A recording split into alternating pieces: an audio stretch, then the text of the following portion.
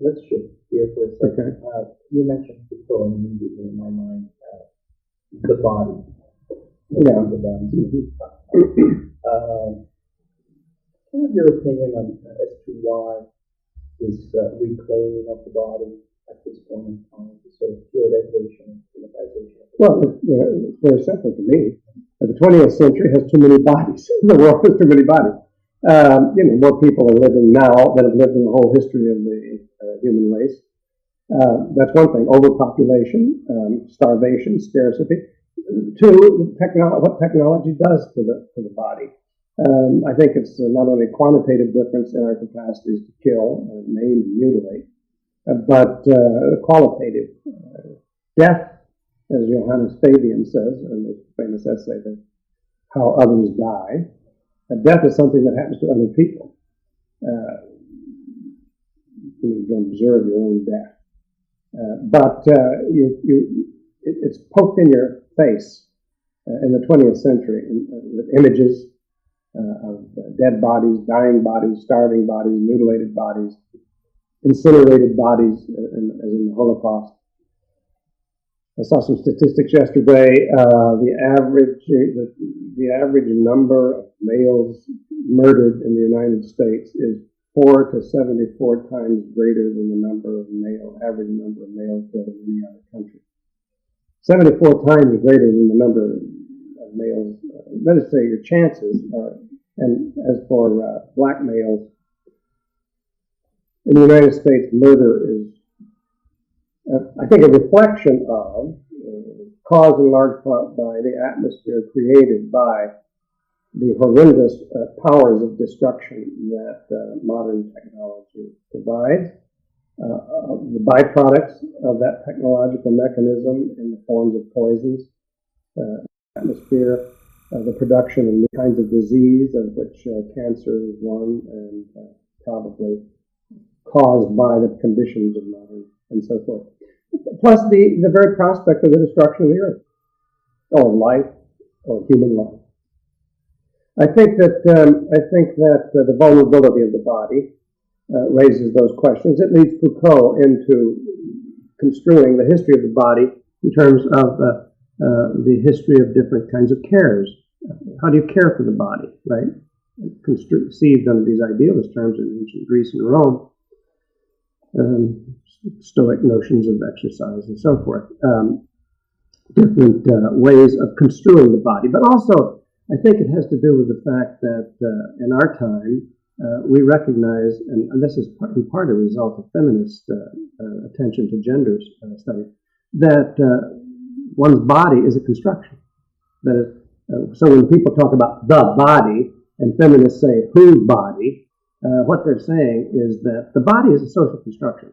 I mean, it may have a material base, a physiological basis, but the image of the body that we carry around with us, which is the subject of so much anxiety, we reflect on the vulnerabilities and the prospect of mutilation can occur with it. That's an imago. I mean, that's a construction. Just on to answer something else. We interviewed John Fisk, and I don't know if you know. Yeah. He essentially talked about Foucault and the body, and he talked about discipline the body. Yes. That essentially discipline is essentially what counts, and not necessarily ideology.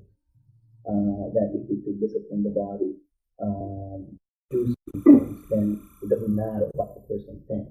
Mm-hmm. So we should really look at the way modes of discipline as opposed to look at ideology. Well, but remember that whole discourse about ideology derives from Althusser's great essay on ideological state apparatuses, which says there are two kinds of discipline.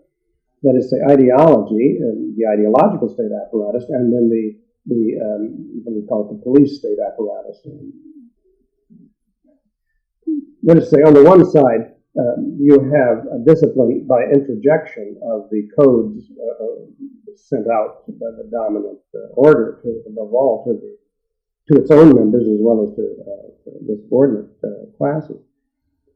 This is reinforced by threats of violence, imprisonment, and physical discipline. The ideal, it was, under Foucault's notion, was to get the subject to interject, to become self-disciplining, right?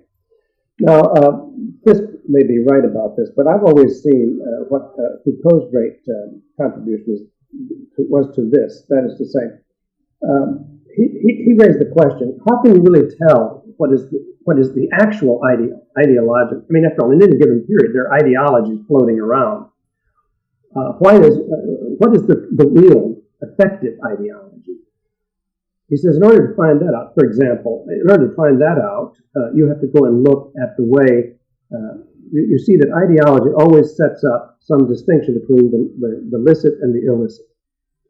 Now, he said that, and the justifications of the distinction will be many different inflections, ideological inflections. What, though, is the dominant ideology? In order to find out what the real ideology is, the dominant ideology, in order to say, well, you've got this theory of legality, the legal subject. He says you go and look at what they do to people who break the rules. How do they treat them? Do they lock them up? Do they beat them? Do they try to re-educate them? You say it's and so forth. So that it's this grooming and training process that coordinated with the struggle of ideologies that I found very interesting. For example, attracted me to Foucault. For example, the book on madness. In one sense, he says there's the ideology of reason. Then you have many different notions in the 17th century, 18th century, of what reason is. A Lockean view, a Cartesian view, a Spinozistic view, and so forth. But what's the view that really prevails in a society? Well, what you do is you go and look at what they do to the people who are identified as not being reasonable. How do they treat them? Do they lock them up? Do they exclude them? Do they whip them? He says, look how they house them. Okay, so if you go and you look at the prisons for the insane, as the place of confinement of the insane, you find out that the modes, for example, of feeding them are like those that you find in farmyards for the feeding of feral animals, right? So that you've got now the negative definition of what is the ideologically effective conception of reason, which comes forth in this. So, and you do the same thing with any other value that is projected. What does it mean to be, let us say, what the ideology of medical care? Health. What is health? Well, in order to find out what the ideologically effective notion of health is in a given society, go and look at the way they treat people designated as sick. Look at the way they will say, oh, this person is really sick, but that person is feigning sickness. So, and see how they treat the two, you see. So that always seemed to me the important contribution of Foucault, an interesting way of coordinating thought and practice, you say, ideology and this disciplinary system. But the point was, for him as an historian of culture and society, of culture mostly, he's an intellectual historian. He was interested in tracking a history of ideas. He needed a criterion for selecting out among the welter of ideologies that occupy any given period or scene, the way of finding out what was the dominant ideology. Well, it's the one that's enforced by the law, but that's one thing, but that may be away. What you have to do is find out how they excluded or demoted or what have you treated them.